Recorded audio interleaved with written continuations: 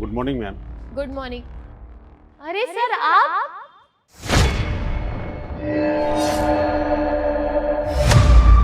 अरे मैम साहब, आप मुझे प्रणाम क्यों कर रही हैं? मैम, आप ये 2 कौड़ी के सिक्योरिटी गार्ड के पैर क्यों छू रही हैं? आप ठीक है ना? अरे वीरू तुम 2 मिनट चुप रहो, मुझे बात करने दो। सर आपने मुझे पहचाना नहीं? मैंने आपको पहचाना नहीं। आप कौन? सर मैं शिवानी, आपकी स्टूडेंट। देखिए मैम, आप कहना क्या चाह रही हैं मैं कुछ समझ नहीं रहा हूँ, और ये आप बार बार मुझे सर क्यों कहे जा रही हैं? मैम 1 मिनट, आप कह रही है कि आप इनको जानती हैं और ये कह रहा है कि ये आपको जानता ही नहीं है। ये सब चल क्या रहा है? मुझे कुछ समझ नहीं आ रहा। आपकी तबीयत ठीक है ना?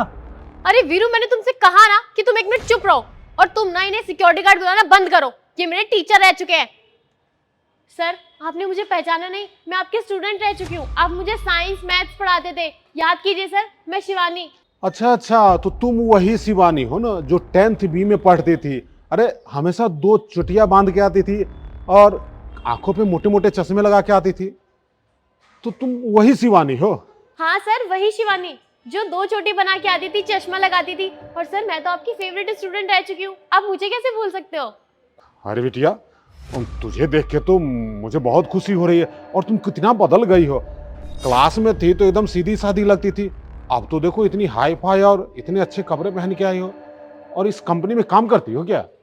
और बेटा मुझे तो बहुत खुशी हो रही है कि मेरे पढ़ाए हुए स्टूडेंट आज इस मुकाम पे हैं और इतनी अच्छी कंपनी में काम करते हैं। लेकिन सर मुझे आपको ऐसे हालातों में देखकर बिल्कुल भी अच्छा नहीं लग रहा है। आप मुझे बताएंगे कि आखिर क्या हुआ? आप तो इतने अच्छे टीचर थे, आपके इतने सारे इंस्टीट्यूट थे, आपके पास इतने पैसे थे, फिर आज यहाँ पर ऐसे सिक्योरिटी गार्ड की जॉब? मुझे कुछ समझ नहीं आ रहा सर। सुनो बेटिया, वो बहुत लंबी कहानी है, कभी हम लोग साथ में बैठेंगे फुर्सत में तो बता दूंगा। नहीं सर आप अभी बताइए, मुझे अभी जानना है।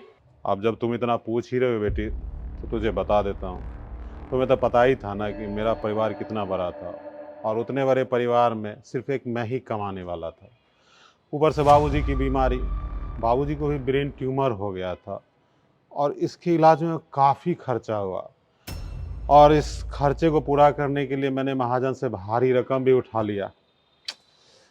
अब बाबूजी का इलाज कराते कराते मैं थक गया, लेकिन लाख कोशिश के बावजूद भी बाबूजी नहीं बचे और वो स्वर्गवासी हो गए। बाबूजी के गुजरने के बाद मैं अंदर से बहुत टूट गया था। मेरा जी ही नहीं करता था कि कोई काम करे। काफ़ी दिनों के बाद मैं स्कूल गया तो प्रिंसिपल साहब ने भी मुझे जॉब से निकाल दिया। अब मेरे सामने तो आगे कुआं पीछे खाई, क्या करूं कुछ समझ में नहीं आ रहा था बेटा कि मैं क्या करूं। फिर एक मित्र ने मुझे सिक्योरिटी गार्ड का जॉब का ऑफ़र दिया। बोला भाई 2 वक्त की रोटी तो खानी ही है ना, चलो फ्यूचर में कोई दूसरा काम मिला तो मिला, नहीं तो फिलहाल सिक्योरिटी गार्ड की जॉब ही कर लेता हूँ, और अगर फ्यूचर में आगे कुछ काम मिल जाएगा दूसरा तो वो भी कर लूँगा। लेकिन अभी तो इसी से गुजारा बसर चल रहा है बिटिया। सर आपके साथ इतना सब कुछ हो गया और आपने मुझे बताया भी नहीं। सर आप एक बार हमें कॉल कर लेते, शायद हम आपकी कुछ मदद कर सकते तो कर देते। अब बिटिया तुम्हें तो पता ही है ना, दुनियादारी में बुरे वक्त में तो अपना साया भी साथ छोड़ देता है। मेरी ऐसी विपरीत परिस्थिति में मेरे रिश्तेदार भी मुंह मोड़ लिए। अब मरता क्या ना करता, जो मेरे हाथ में मौका आया बस उसी को पकड़ लिया। आखिर 2 वक्त की रोटी भी तो खानी है ना बेटा। और बाकी मुझे पता है कि सब दिन एक जैसा नहीं होता है। भले ही आज मैं सिक्योरिटी गार्ड की जॉब कर रहा हूँ, लेकिन आगे जैसे ही मुझे मौका मिलेगा अच्छा, मैं अच्छा काम भी करने लगूंगा बेटिया, क्योंकि मेरे अंदर टैलेंट है और मैं अपने आप को अच्छी तरीके से पहचानता हूँ। सर आपके साथ इतना सब कुछ हो गया, उसके बावजूद आप अपने परिवार का ध्यान रखते रहे और अभी भी अपने परिवार के लिए यहाँ पर एक सिक्योरिटी गार्ड की जॉब कर रहे हैं। और सर मुझे बहुत ज़्यादा बुरा लग रहा है ये जानकर कि आपके पिताजी अब नहीं रहे। लेकिन सर आपको पता है इस कंपनी की ऑनर मैं ही हूँ, ये मेरी ही कंपनी है। और सर आप बिल्कुल भी परेशान मत होइए, मैं आपकी मदद ज़रूर करूँगी। क्या बेटिया, तू इतनी बड़ी कंपनी की ऑनर है? देख, ये तो मेरे लिए बहुत खुशी की बात है कि अब मैं तुम्हारे अंडर काम करूंगा। नहीं sir I am really sorry, लेकिन आज के बाद आप मेरी कंपनी में as a security guard job नहीं करोगे। अरे बेटिया, ये क्या कर रही हो? मतलब तुम मुझे इस जॉब से निकाल रही हो? मैंने तुझे अभी अपना दुखड़ा बताया ना कि यही नौकरी मेरे परिवार के पालन पोषण का आधार है, और इतना सुनने के बावजूद भी तुम मुझे इस जॉब से निकाल रहे। बेटा बेटा, मैं तुम्हारा शिक्षक हूँ, कम से कम इस बात का लाज तो रख लो।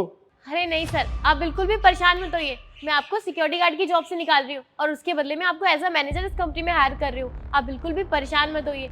मैंने देखा है स्कूल में और ट्यूशन में आप बहुत अच्छे से सारी चीज़ें मैनेज करते थे, तो मैं चाहती हूँ कि आप हमारी कंपनी में एज अ मैनेजर काम करो। क्या बिटिया, तू अपनी कंपनी में मुझे एज ए मैनेजर रख रही है? मैम सॉरी फॉर इंटरफेयर, आप इस 2 कौड़ी के सिक्योरिटी गार्ड को मैनेजर बना रही हैं।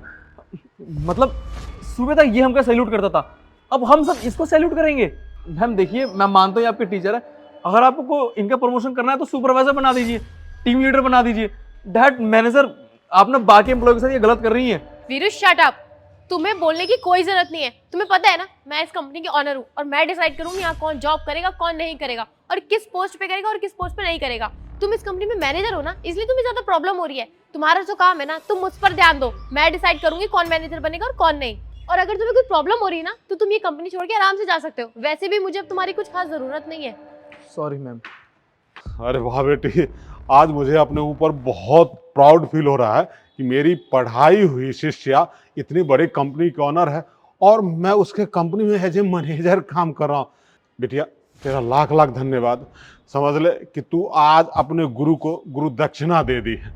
मैं तुझसे बहुत खुश हूँ बिटिया। भगवान तुझे खूब सफलता दे।